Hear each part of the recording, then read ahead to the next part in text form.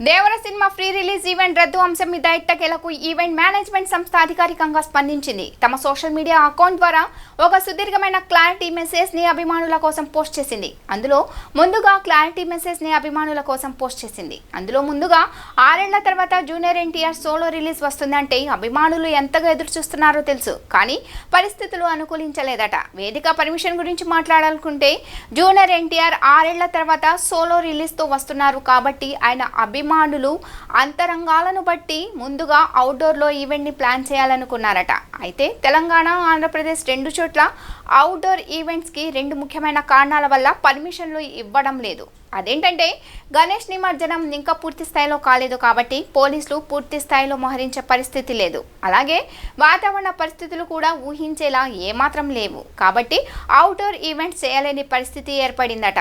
అయినా సరే అవుట్డోర్లో చేయడానికి చాలా ప్రయత్నించారు కానీ అవుట్ప్రూవ్ రాలేదు కాబట్టి నోవోటల్ హోటల్లో ప్లాన్ చేశారు. దాని కెపాసిటీ 5,500 మంది కానీ పోలీసులు 4,000 మందికి మాత్రమే పర్మిషన్ ఇచ్చారట. అయితే దాన్ని అనుసరించే 4,000 పాసులు మాత్రమే జారీ చేశారు. అయితే క్రౌడ్ మేనేజ్మెంట్ ఐడి కార్డులు లాంటి పాసులను 4,000కు మించకుండా ముద్రించారు. కానీ 30,000 నుంచి 35,000 మంది ఈవెంట్ దగ్గరికి వచ్చారట. అందుకే ప్రతి గేట్ ప్యాక్ అయిపోయింది, బారికేట్లు విరిగిపోయాయి, పరిస్థితి చేయి దాటిపోయింది.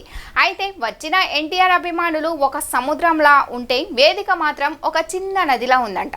కాబట్టి పరిస్థితి ఎలా ఉందో అర్థం చేసుకోవచ్చు.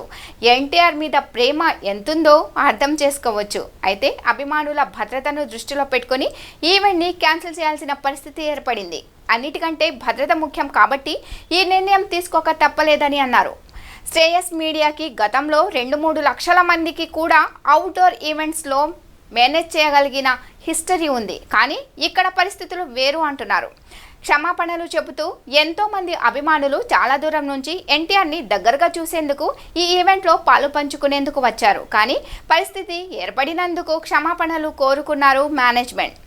దీన్ని ఒక మెమరబుల్ ఎక్స్పీరియన్స్గా ప్రేక్షకులకు మారుద్దామనుకున్నారు. కానీ దురదృష్టవశాత్తు ఈ ఈవెంట్ క్యాన్సిల్ అయింది అంటూ పేర్కొన్నారు. ఏది ఏమైనా జూనియర్ ఎన్టీఆర్ అభిమానులకు తక్కువ కాదు ఎక్కువ నిరాశే కలిగిందని చెప్పుకోవచ్చు.